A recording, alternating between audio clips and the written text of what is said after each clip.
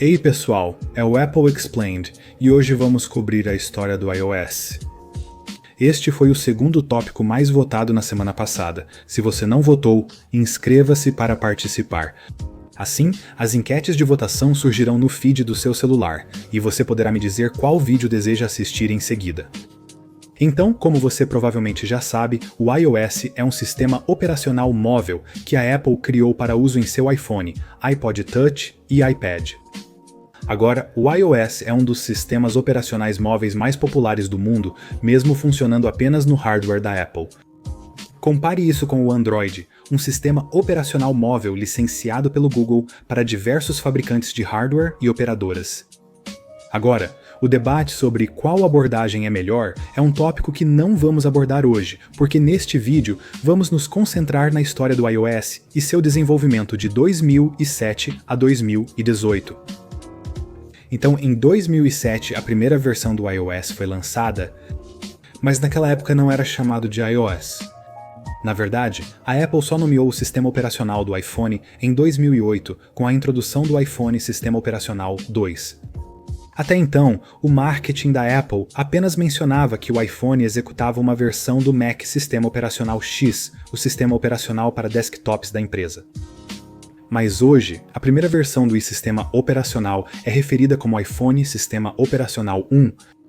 As capacidades desse sistema operacional foram revolucionárias na época. Porque lembre-se, a BlackBerry estava liderando o mercado de smartphones em 2006 e seu sistema operacional era considerado o melhor da classe. Embora, em retrospectiva, pareça ser muito arcaico. Agora, a Apple reconheceu as deficiências dos smartphones na época e imaginou um dispositivo que fosse mais capaz e também mais fácil de usar. O dispositivo era o iPhone, e seu sucesso dependia quase inteiramente de seu sistema operacional, iPhone Sistema Operacional One, que redefiniu as capacidades de um dispositivo móvel. Quando o primeiro iPhone foi lançado, os concorrentes ficaram chocados com o que a Apple alcançou, fazendo-os voltar à prancheta. O que exatamente no iPhone Sistema Operacional One causou tamanha disrupção? Ele executava aplicativos com quase todas as capacidades da versão desktop, sendo super fáceis de usar graças à interface multitouch do iPhone. Isso não acontecia com outros smartphones, que tinham teclados e botões de plástico que se tornavam bastante desajeitados e complicavam a experiência do usuário. De fato, vários recursos dos smartphones da época nem eram usados pelos clientes, pois muitos não sabiam como utilizá-los. É por isso que Steve Jobs incluiu este gráfico durante a apresentação do iPhone, que ilustrava o objetivo deles de tornar o iPhone o smartphone mais capaz e fácil de usar da indústria. Agora, provavelmente é mais interessante falar sobre o que o iPhone Sistema Operacional One não tinha do que o que ele tinha. No iPhone Sistema Operacional One, você tinha apenas os aplicativos de fábrica incluídos no telefone, e nada mais. Mas mesmo esses apps eram muito limitados em comparação aos iOS modernos. Por exemplo, as mensagens só suportavam texto-serviço de mensagens curtas. Isso significava que você podia apenas enviar e receber mensagens de texto de até 160 caracteres, sem fotos, emojis ou gravações de voz. Se a mensagem ultrapassasse 160 caracteres, era dividida automaticamente em várias partes. Uma das características mais significativas ausentes no iOS One era a App Store, porém isso pouco incomodava os usuários. Porque em 2007, o iPhone era o smartphone mais completo que já existiu. Poucos usuários reclamavam da falta de aplicativos no lançamento inicial do iPhone. Porém, com o tempo, o interesse por aplicativos de terceiros aumentou, já que muitos viram o potencial do iPhone como plataforma para desenvolvedores. Com o lançamento do iPhone Sistema Operacional 2, a Apple forneceu um kit de desenvolvimento que permitiu a desenvolvedores de terceiros criar apps para o iPhone pela primeira vez. Apesar de iPhones desbloqueados já poderem rodar aplicativos de terceiros antes, esse esforço não era oficialmente apoiado pela Apple. Agora, houve outras pequenas melhorias que vieram com o iPhone Sistema Operacional 2, como e-mails push sempre ativos, uma calculadora científica e Google Street View e mapas, mas a App Store foi definitivamente seu recurso principal. E no lançamento, a App Store ofereceu mais de 500 aplicativos. Esse número pode não parecer impressionante comparado aos 2 milhões de aplicativos oferecidos hoje, mas foi um grande avanço em relação aos 15 aplicativos originais do iPhone Sistema Operacional 1. E os usuários começaram a baixar tantos aplicativos que no iPhone Sistema Operacional 3 o número de páginas da tela inicial foi aumentado de 9 para 11, o que acomodou cerca de 170 aplicativos. E devo mencionar que o iPhone Sistema Operacional 3 foi a primeira versão a não ser totalmente suportada em todos os iPhones, já que o iPhone original não tinha alguns dos novos recursos oferecidos. Alguns desses foram o recurso de cortar, copiar, colar, Spotlight, notas de voz e gravação de vídeo no iPhone 3GS. Mas uma das adições mais significativas ao iPhone Sistema Operacional 3 foi o suporte a serviço de mensagens multimídia nas mensagens. E isso significava que os usuários finalmente poderiam enviar e receber fotos, contatos, localizações, gravações de voz e mensagens de vídeo. Agora foi durante a vida útil do iPhone Sistema Operacional 3 que o iPad foi introduzido. E ao mesmo tempo, a Apple decidiu renomear o iPhone Sistema Operacional para iSistema Operacional, já que agora estava sendo usado por dispositivos além do iPhone. Em 2010, a Apple lançou o iOS 4 trazendo recursos avançados como chamadas de vídeo FaceTime via Wi-Fi, multitarefa aprimorada, pastas na tela inicial com até 12 aplicativos cada, zoom digital de 5x na câmera, AirPlay, AirPrint e criação de pontos de acesso pessoais dependendo da operadora. O iOS 4 foi uma atualização significativa lançada com o iPhone 4, mas havia um problema.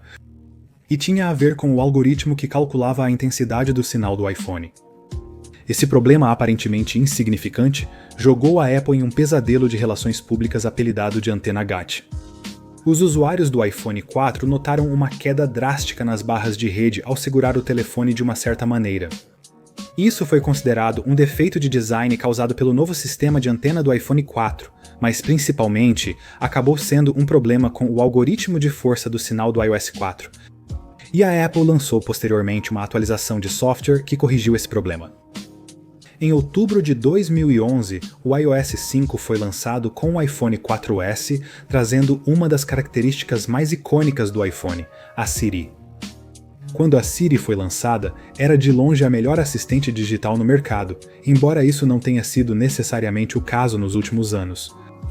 O iOS 5 também trouxe uma revisão nas notificações, incluindo alertas de banner passivos e o centro de notificações. Pela primeira vez, as atualizações de software podiam ser entregues ao iOS 5 via over-the-air, eliminando a necessidade de conectar o iPhone a um computador a cada nova atualização disponível.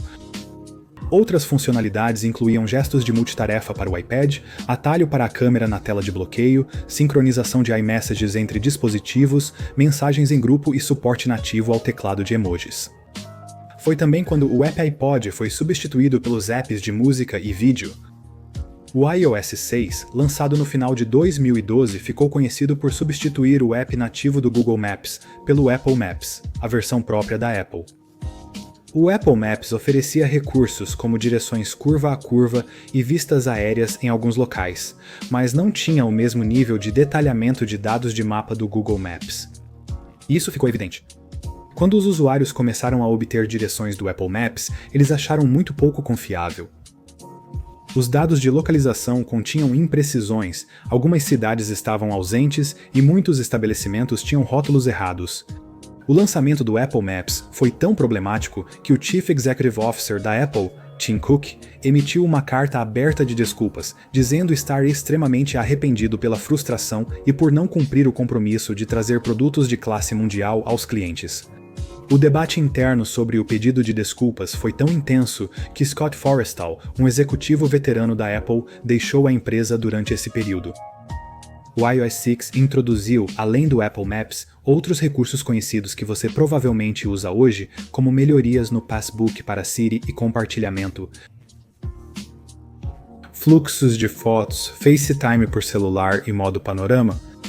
O iOS 6 trouxe melhorias importantes para o iPhone, mas sua real significância só ficou clara com o lançamento do iOS 7 pela Apple.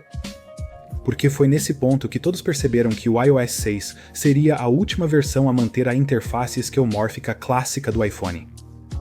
Sob a liderança de Jonathan Ive, o iOS 7 inaugurou a era do design plano. Ele se livrou de reflexos, sombras, texturas e interfaces de aplicativos que se assemelhavam a objetos da vida real. A mudança para o design plano e colorido do iOS 7 chocou e desencorajou muitos usuários na época. Mas a Apple manteve sua decisão e a interface do iOS permanece plana. O iOS 7 trouxe mais do que apenas uma nova aparência. Ele apresentou o AirDrop, suporte ao CarPlay, novas vozes para a Siri, papéis de parede para Alexa, áudio FaceTime e rádio iTunes. O iOS 7 foi um grande avanço para o iPhone, mas precisava de refinamentos e otimizações. E a Apple entregou exatamente isso em setembro de 2014 com o iOS 8. Ele permitiu uma integração ainda mais perfeita entre o iPhone e o Mac através dos recursos handoff e continuidade, que possibilitavam iniciar tarefas como escrever um e-mail em um dispositivo e continuar sem problemas em outro. Isso também permitia atender ligações e enviar serviço de mensagens multimídia a partir do Mac. Uma das maiores otimizações de desempenho no iOS 8 foi o Metal, que permitiu aos desenvolvedores usar o processador gráfico do iPhone de forma mais eficiente, melhorando o desempenho de jogos e aplicativos. HomeKit, Apple Pay e Hey Siri também foram anunciadas com o iOS 8. 2014 foi um grande ano para o aprendizado de máquina, e a Apple aproveitou essa tecnologia no iOS 9, introduzido no final de 2015. O foco principal para este lançamento foi a inteligência, já que o iOS 9 apresentou algo chamado Proactive, que combinou Siri e Search para fornecer informações contextuais que ele acha que você pode precisar antes de pedir. Esse recurso também foi integrado em apps como o Mail, onde um evento de calendário pode ser criado automaticamente se uma data for encontrada no e-mail. O iOS 9 também trouxe o modo de baixa energia, um recurso muito pedido que dava ao iPhone uma hora extra de bateria após chegar a 20%. Outras características importantes eram um teclado com letras maiúsculas e minúsculas e suporte para o CarPlay sem fio. Até esse ponto havia um recurso que muitos usuários ansiavam desesperadamente. Isso ocultava aplicativos nativos. A maioria dos usuários não usava o aplicativo de ações e preferia removê-lo completamente da tela inicial.